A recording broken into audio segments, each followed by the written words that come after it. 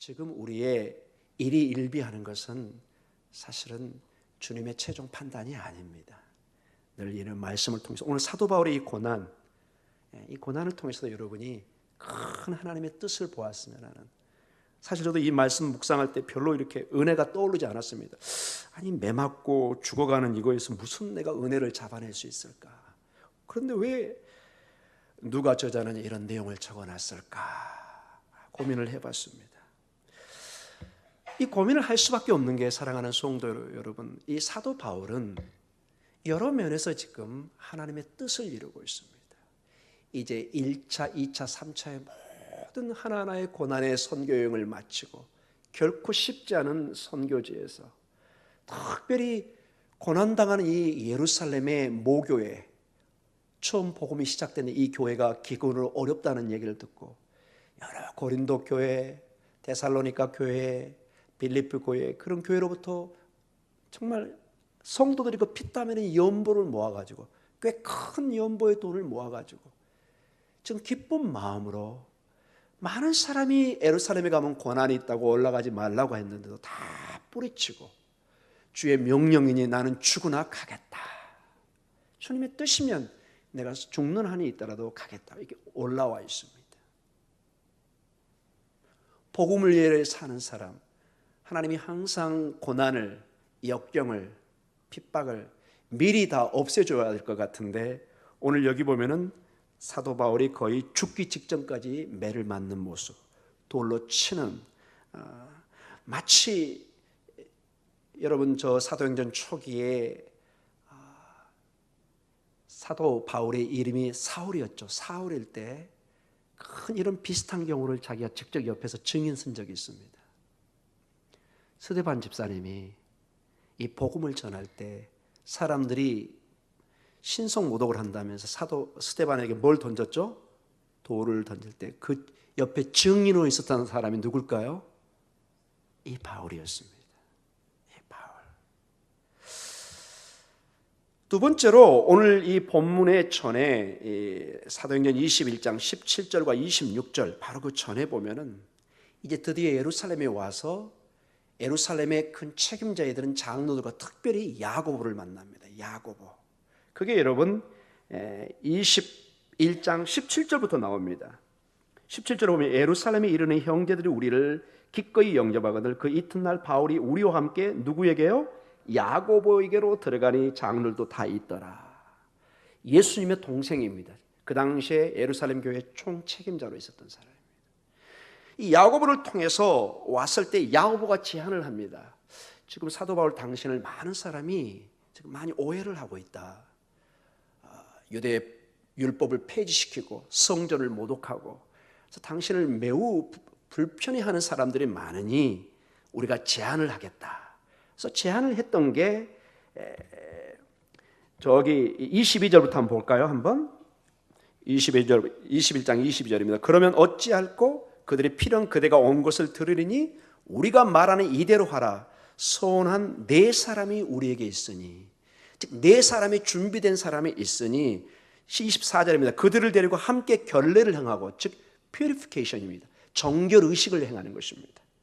그들을 위하여 비용을 내어 머리를 깎게 하라. 그러면 모든 사람이 그대에 대하여 들은 것이 사실이 아니고 그대도 뭘 지키는 줄? 율법을 지켜 행하는 줄 알 것이라. 그래서 여러분 26절 같이 읽겠습니다.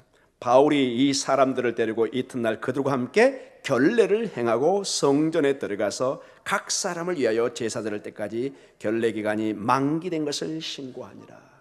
시키는 대로 그대로 했습니다.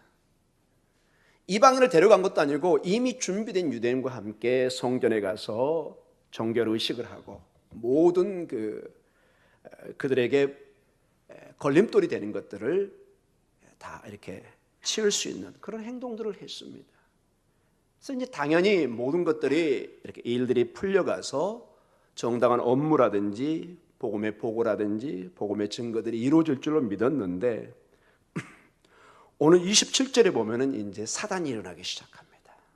큰 폭동을 일으키는 사람이 일어나고 이 사도 바울을 이제 비난하고 박해를 주고 죽도록 때리고 거의 죽음의 직전까지 가서 너무 이게 심각하니까 로마 군인들, 즉 천부장을 통해서 천부장이 백부장과 병사들을 데려와서 이것을 관여하지 않으면 사도 바울이 그 자리에서 죽을 것 같은 그런 상황이 일어납니다. 이게 여러분 전반적인 이제 내용들입니다. 이런 내용을 들으면 여러분 아무도 교회 나올 사람 없겠죠, 여러분. 예수를 믿으면 이런 고난이, 이런 핍박이, 이런 어려움이 있다고 우리가 만약에 예상이 된다면 아마 많은 사람이 발걸음을 돌릴 것 같습니다. 그것이 또 교회의 역사였습니다. 그러나 반대로 이 사도 바울처럼 그리고 믿음의 사람처럼 이 고난을 무릅쓰고 십자가의 길을, 좁은 길을 택한 사람이 있었습니다. 여러분은 오늘 주님을 만나고 주님의 길을 선택하고 주님을 예배하고 주님의 길을 따르기를 결심하고 오신 줄 믿습니다. 아멘. 주님을 만난 사람은 이제 뒤돌아설 수가 없습니다. 그런데 주님을 어설프게 만나면은 고난이 오면은 떠나가게 되어 있습니다. 그래서 오늘 이 본문을 통해서 다시 한번 우리의 이 땅의 삶을 점검해 보셔야 됩니다. 이게 점검이 안 되면 정말로 주님이 오실 때 내가 믿는 자를 보겠느냐. 교회를 다닌다고 하는데 믿음이 없습니다. 조금만 고난이 있으면 36개입니다. 언제 내가 주님을 믿었는지, 내가 언제 주님의 사람인지 이것을 보여줄 수가 없습니다. 사랑하는 성도 여러분, 우리는 새벽마다 하나님의 말씀을 예배소서를 강의하고 있습니다. 늘 우리가 잘 아는 성경책이지만 본문을 보면서 저 자신도 큰 도전과 은혜를 받습니다. 하나님이 우리에게 생명의 이 구원을 하늘의 선물로 우리에게 주셨습니다. 놀라운 구원을 주셨습니다. 예수 그리스도의 새로운 길을 열어주셨습니다. 모두가 다 죄라 허물로 2장 1절이면 죽었습니다. 죽은 자는 말이 없습니다. 희망이 없습니다. 거기에 하늘로부터 일방적으로 생명이 주어져 있습니다. 그것이 예수 그리스도를 통해서 우리에게 주어진 생명의 구원의 길입니다. 그러면서 하는 얘기가 2장 13절 쪽 가면은 14절 이쪽으로 가면은 중요한 말이 합니다. 너희는 하나님의 만드신 바라. 이것을 원어적으로 보면 포이에마라는 단어를 씁니다. 우리 한번 따라해 볼까요? 포이에마라는 하나님의 너희는 작품이란 뜻입니다. 너희는 하나님의 만드신 바라. 우리말로 그렇게 번역이 되어 있는 이게 헬라의 포이에마라는 중요한 단어입니다. 이게 무슨 단어냐? 너는 하나님의 예술 작품이다 이 뜻입니다. 포이에마에서 포임이란 단어가 나왔습니다. 포임, 시라는 뜻입니다. 시, 작품이죠. 시를 통해서 우리는 우리의 감정과 아름다움을 표현합니다. 아름다운 시를 보면 괜히 눈물이 나고 우리의 감정이 흔들립니다. 왜? 너무나 아름다운 작품이기 때문에 그렇습니다. 어떤 아름다운 그림을 보면 우리는 감동을 느낍니다. 와, 천재가 그렸구나 이런 마음. 우리는 어떤 건물이나 아름다운 건물을 볼 때 감동을 느낍니다. 아름다운 조각을 볼 때 감동을 느낍니다. 아름다운 우리 홍장로처럼 글을 볼 때 감동을 느낍니다. 글씨를 볼 때. 이런 작품을 통해서 우리가 감동을 느끼듯이 하나님이 너무나 아름다운 작품으로, 예술 작품으로 포이에마 만드신 우리가 하나님의 예술 작품입니다. 아멘입니까 여러분? 아멘. 이 놀라운 하나님의 포이에마 예술 작품인데 그 작품을 왜 만들었느냐? 여러분 작품을 만들고 집에 꽁꽁 숨겨놓은 사람은 약간 이상한 사람입니다. 작품은 뭐 하죠? 전시를 합니다. 남이 보도록. 여러 사람이 보면서 같이 감동을 느끼고 같은 인간이지만 정말 어쩌면 저런 작품이 나올 수 있을까? 우리 서집사님도 오늘 찬송하셨지만 같은 인간인데 우리가 그렇게 목소리 내고 싶어도 안 되잖아요, 여러분. 제가 볼 때는 목소리도 타고난 게 있는 것은 저는 확실히 느낍니다. 여러분을 통해서 하나님이 큰 세상의 감동이 우리 권사님은, 우리 장로님은, 우리 목사님은 너무너무 하나님의 귀한 작품이다. 이것을 보게 하는 것입니다. 이런 작품이라는 것입니다. 그런데 이런 놀라운 작품 속에 이게 항상 아름다움으로만 전시되는 것이 아니라 이것을 시기하고 세상의 어둠의 세력들은, 공중 권세 잡은 자들은 몹시 이것을 못마땅해 합니다. 우리를 통해서 하나님의 영광이 드러나면은 이것을 몹시 싫어합니다. 여기도 사도 바울의 이 고귀한 복음의 사건을 굉장히 싫어하는 사람이 있습니다. 이것을 우리가 이해해야만이 이 땅의 삶에 우리가 아름다운 음악을, 예술을, 여러 가지를 하면서 실망하지 않을 수 있습니다. 아니, 이 아름다운 노래를 하는데 누가 내 노래를 싫어하는 사람이 있지? 이 아름다운 글을 쓰는데, 작품을 만드는데 놀랍게 비판하는 사람들이 있습니다. 세상에 우리의 복음의 세계도 그런 것이 있다는 것입니다. 이걸 여러분 전제 조건을 보면서 오늘 이 말씀을 보면은 많이 이해가 될 줄 믿습니다. 자, 27절입니다. 같이 한번 읽어볼까요? 그 이래가 거의 참에 아시아로부터 온 유대인들이 성전에서 바울을 보고 모든 무리를 충동하여 그를 붙들고. 자, 모든 야고보의 말을 따라서 결례를 행하고 다 예법을 지키고, 사도 바울이 율법을 완전히 폐지시킨다든지 성전을 모독한 것이 아니라 진정한 성전의 의미와 진정한 율법의 의미를 가르친 것뿐인데 오해가 돼서 이런 것을 다 바로 잡고 있는데, 여기 아시아로부터 온 유대인들, 그 전체 본문을 통해 보면은 이 아시아에서 온 유대인들이 바로 바울이 말씀을 주로 가르쳤던 에베소에서 온 유대인인 것을 알 수가 있습니다. 이들은 사도 바울을 계속 쫓아온 것입니다. 그리고 이 놈은 우리가 반드시 멸망시켜야 된다, 결심을 하고 달려드는 사람이죠. 그들이 이제 백성들을 충동하기 시작합니다. 그래서 28절로 같이 읽습니다. 외치되 이스라엘 사람들아 도우라, 이 사람은 각처에서 우리 백성과 율법과 이곳을 비방하여 모든 사람을 가르치는 그 자인데 또 헬란을 데리고 성전에 들어가서 이 거룩한 것을 더럽혔다 하니. 자, 잊지도 않는 얘기를 합니다. 가정을 해서. 여러분, 이 28절은 이게 매우 위험한 하나의 그 고소인 것이, 유대 성전에 그게 지금도 이게 박물관에 그 돌이 있습니다. 이 2000년 당시에, 예수님 당시에 그 성전에는 큰 바위돌 비서력이 있었습니다. 거기에 뭐가 적혀 있으냐? 만약에 이방인이 이 선을 넘어가면 당신은 죽습니다. 이렇게 경고 메시지가 써 있었습니다. 유대인들은 용납을 하지 않았습니다. 어떤 일정한 선을 넘어가면은 이방인은, 유대인이 아닌 사람 그 선을 넘어가면 안 됩니다. 성전에서. 근데 지금 이걸 넘어갔다는 것입니다. 유대법에는 이 사람 뭘까요? 사형입니다. 돌을 쳐서 죽여도 됩니다. 신성모독자입니다. 지금 신성모독자로 사도 바울을 모욕합니다. 그게 21장 29절의 내용입니다. 29절입니다. 이는 그들이 전에 에베소 사람 드로비모가 바울과 함께 시내에 있음을 보고 바울이 그를 성전에 데리고 들어간 줄로 생각함이러라. 사실은 생각뿐이지 사실은 안 데려갔습니다. 누구만 데려갔죠? 이미 준비된 네 사람, 유대인과 같이 간 거지 이 이방인인 드로비모와 같이 들어가지 않았었습니다. 근데 이 중상 모욕을 하는 사람들은 모든 것을 사도 바울을 무너뜨리고 죽이기 위해서 하기 때문에 모든 자기들의 생각과 모든 걸 동원해서 지금 얼고 매고 있는 것을 보게 됩니다. 여러분, 세상은 이렇습니다. 여러분 가장 힘들 때가 뭐죠? 내가 하지 않는 일을 비난받았을 때. 여러분 그렇죠, 여러분. 내가 양심에 전혀 꺼리낌 없는 일을 했는데 누군가 그것이 했다고 나를 비난하고 고소할 때 억울하죠, 여러분. 그 억울함은 말로 다 할 수가 없습니다. 특히 신앙으로 살아간 사람에게는 이러한 억울한 일이 많이 있는 것을 보게 됩니다. 그리고 30절로 말씀이 이어집니다. 같이 읽습니다.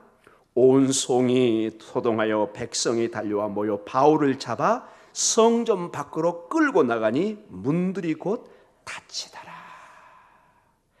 이제 성전 밖에 나가서 곧 이제 일들이 치러집니다. 막 사도 바울을 때리고 죽이려고 지금 뭐 각종 일이 이루어져.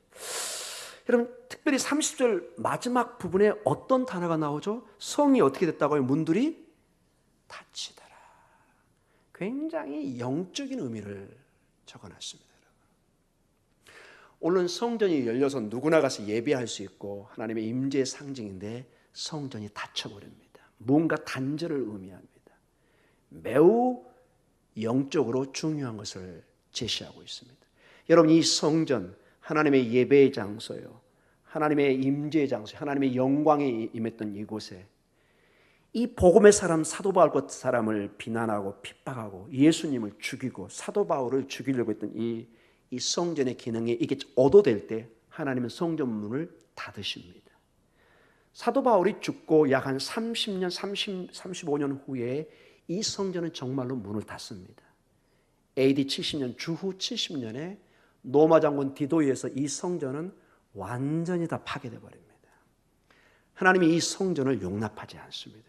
어떤 정권도 어떤 사람도 교회를 핍박하고는 하나님의 심판을 피할 길이 없습니다. 문을 닫으십니다. 그리고 정말로 몇십 년이 흐른 다음에 그들이 그토록 신봉하고 믿고 하나님의 임재를 생각했던 그 성전이 파괴됩니다. 지금까지도 그 성전이 세워지지 않고 있어요. 2000년이 지난 지금도. 예루살렘 성전이 있던데 성전 아닙니다. 그거 여러분. 그건 모스크입니다, 여러분. 아니던데. 제가 거기 7년 살았습니다, 여러분. 제가 살았어요, 거기. 거기 제가 가이드였어요, 여러분. 그거 성전 아닙니다, 여러분.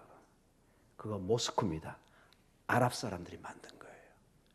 지금 유대인들은 그래서 제3의 성전을 지으려고 매일 기도하는 사람이 한두 사람이 아닙니다. 그래서 막 갈등이 심해요. 막 서로 전쟁 직전입니다. 이 예루살렘도 지금 거기에 성전을 지으려고. 근데 2000년까지 이 성전이 지어지지를 못해요.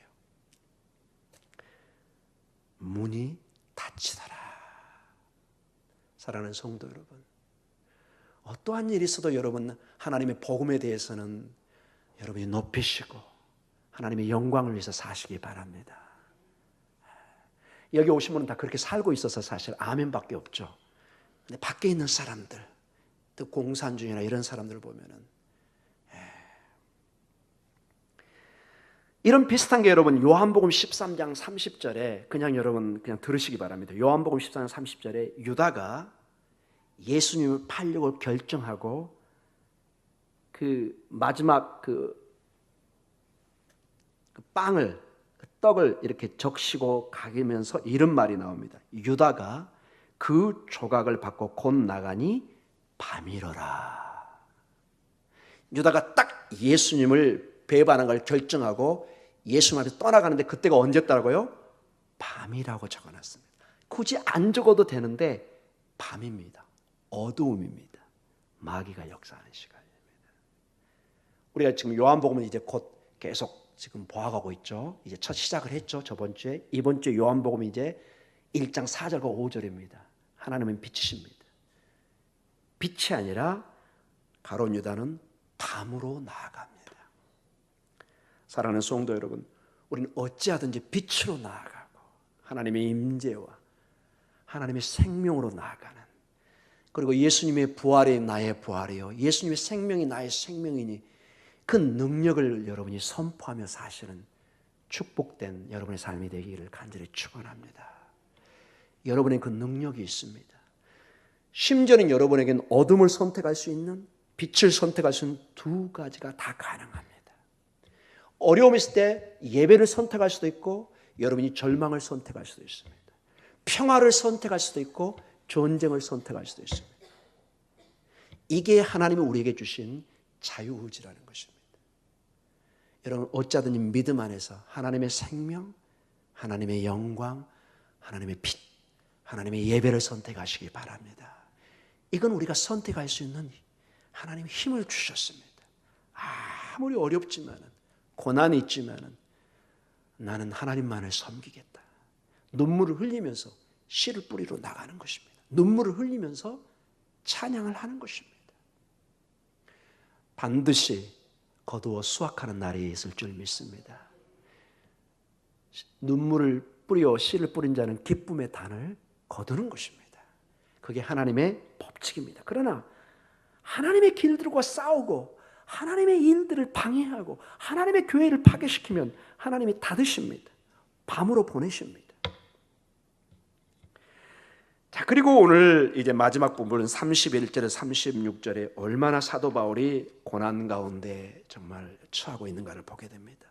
그 하나님의 사람, 하늘의 비밀을 보았던 사람, 손을 얹으면 병자가 낫고 독사가 물어도 아무렇지도 않은 능력을 가진 그 사람이 마치 예수님이 침묵하는 양처럼, 도살장에 가는 양처럼 모든 것을 다 감내하듯이 사도 바울이 너무 유사한 길을 가고 있습니다. 우리 31절 같이 읽습니다. 그들이 그를 죽이려 할 때 온 예루살렘이 요나다는 소문이 군대 천부장에게 들리매 그가 급히 군인들과 백부장들을 거느리고 달려 내려가니 그들이 천부장과 군인들을 보고 바울 치기를 그치는지라. 이에 천부장이 가까이 가서 바울을 잡아 두 쇠사슬을 결박하라 명하고 그가 누구이며 그가 무슨 일을 하였는지 물으니 무리 가운데서 어떤 이는 이런 말로 어떤 이는 저런 말로 소리치거늘 천부장이 소동으로 말미암아 진상을 알 수 없어 그를 영내로 데려가라 명하니라.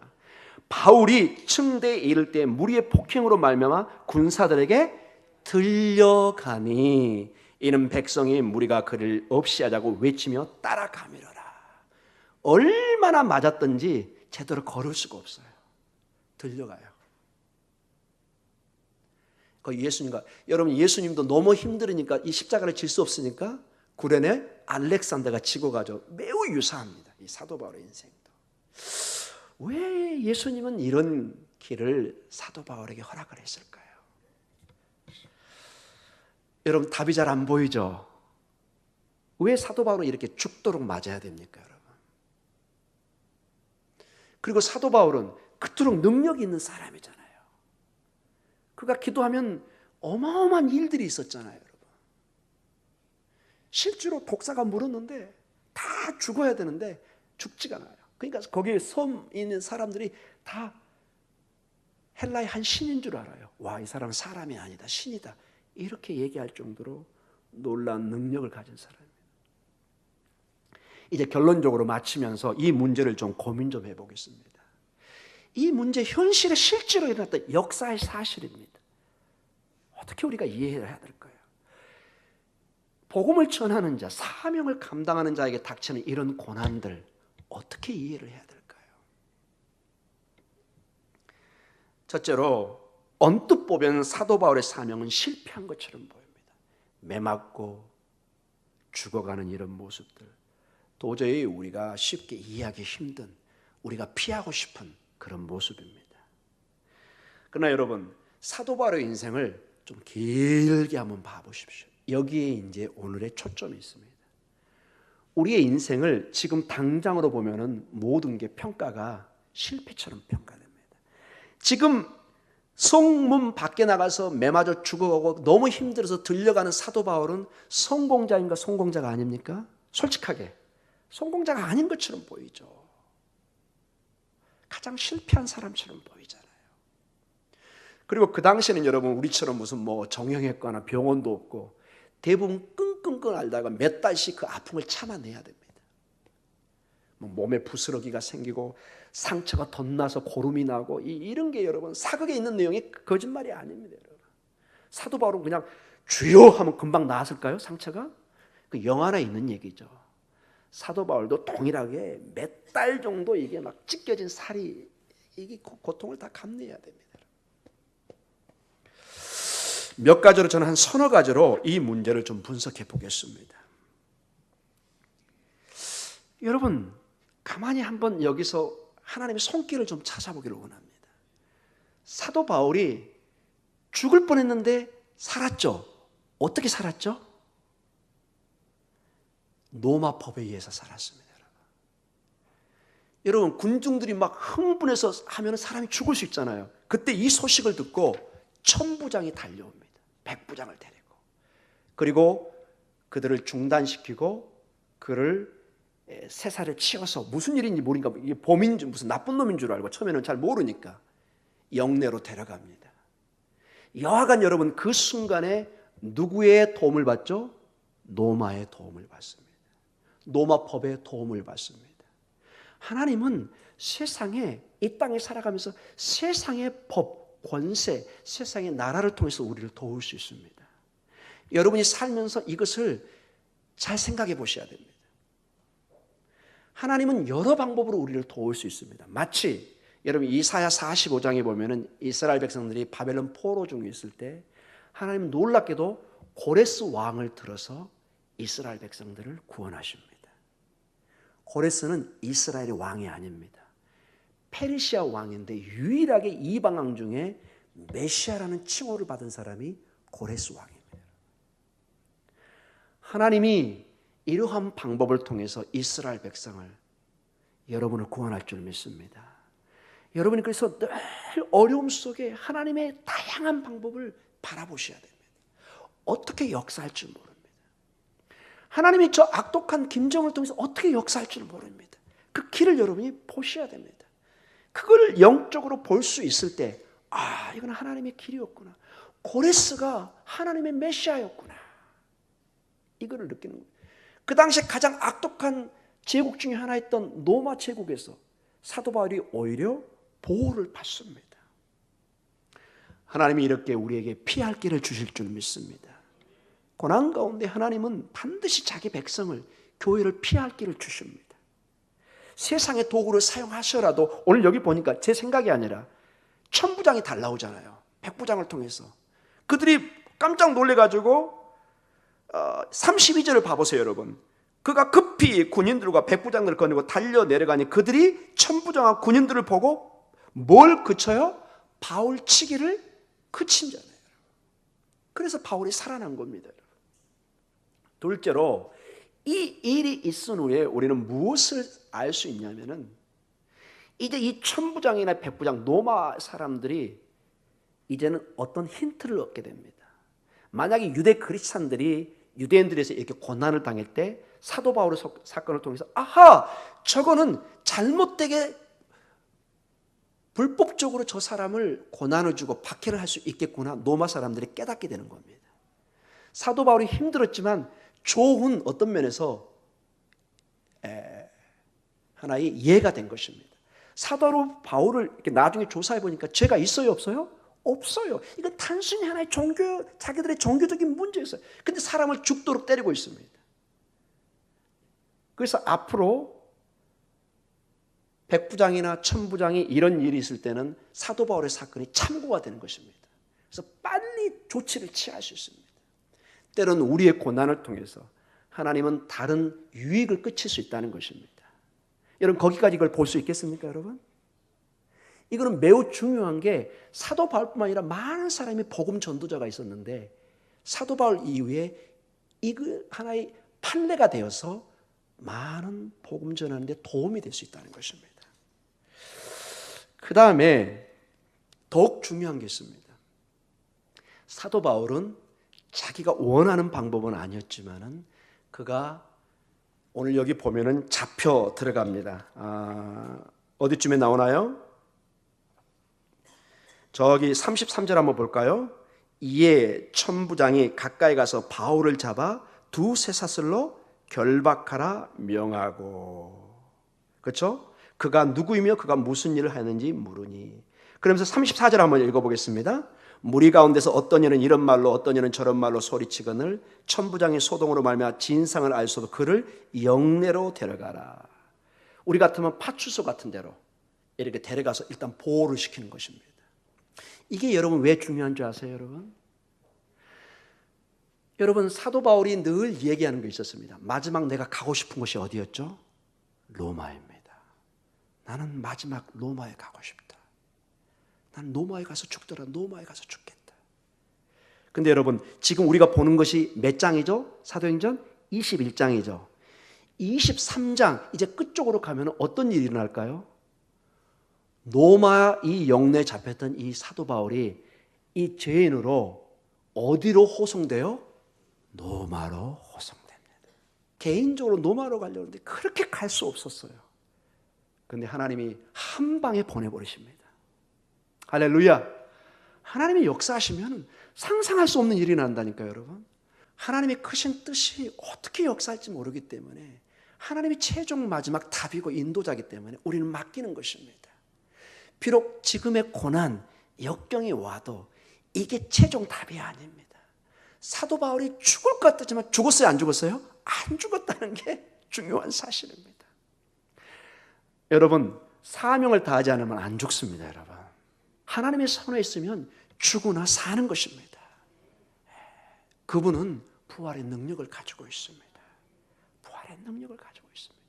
그러니 우리에게 다가오는 일시적인 고난, 핍박, 여러분 믿음으로 견디시기 바랍니다. 오늘 견디면 내일을 준비하시는 분이 하나님이십니다. 여러분, 사도행전이 쓰여졌던 사도 바울 당시에 어떤 일이 있은 줄 아세요, 여러분?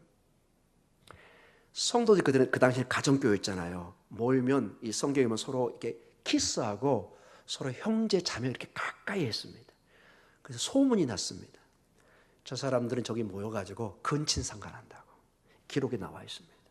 모욕을 줬습니다. 교회는 아주 못된, 도덕적으로 아주 저질적인 근친상간, 엄마한테도 형제 자매 그러고 막 키스하고, 이건 못된 놈이야. 그렇게 막 소문을 퍼뜨렸습니다. 그리고 어떤 또 소문을 퍼뜨린 줄 아세요, 여러분? 지금 우리는 1년에 한두 번 하는데 거기는 매주 성찬식을 했습니다. 우리 주로 나눌 때 뭐라고 그러죠? 예수님의 살입니다, 드세요. 예수님의 피입니다, 마시세요. 근데 밖에서 들으면 무슨 소리처럼 들려요? 사람 잡아먹는 것처럼 들려요. 아니 진짜로 이건 기록에 나온 거예요. 그래서 식인종으로 생각했습니다. 실제로. 그래서 핍박의 대상이 됐습니다. 저놈들 다 죽여야 된다, 불살라 죽여기도 했습니다. 왜? 식인종으로 생각해가지고. 왜 맨날 나오는 게 뭐 피 얘기가 나오고 살 얘기가 나오고 막. 그러나 여러분, 실제로 전혀 그게 아니었죠. 그런 모든 모함과 핍박 속에서 그들은 살아났습니다. 그들은 버텼습니다. 그들은 그 정체성을 잃지 않았습니다. 깨어서 기도해야 될 줄 믿습니다. 지금 작은 일에 서 있지 못하면 99.9% 진짜 큰 환란이 오면 다 떨어져 나갑니다. 예수님이 언제 믿었자는 줄 떨어나갈 수 있습니다. 지금 깨어서 기도하고 하나님 앞에 서 있고 무엇이 진리고 무엇이 하나님의 뜻인지를 지금 기꺼이 고난을 감수하는 훈련이 안 되어 있으면 우리는 서 있을 수 없습니다. 사랑하는 성도, 오늘 이 사도 바울의 여정을 보면서 항상 주님의 도움을 구하면서 우리의 마지막 판단자는 세상이 아니라 하나님이시요 하나님의 말씀인 것을 여러분이 아시고 늘 믿음으로 승리하시기 바랍니다. 여러분, 늘 믿음으로, 그러나 주님이 우리와 함께 하시면 사도 바울을 죽일 수 없습니다. 하나님이 최종 판단자이십니다. 최종 심판자입니다. 하나님이 살리면 살리는 것입니다. 하나님이 노마로 보내면 보내는 것입니다. 여러분의 삶에 어려움과 역경이 오지만 그 주님께서 우리를 반드시 붙드시고 승리하게 하실 줄 믿습니다. 여러분의 최종 답은 예수님이십니다. 부활의 능력으로 일어서시기 바랍니다. 아멘.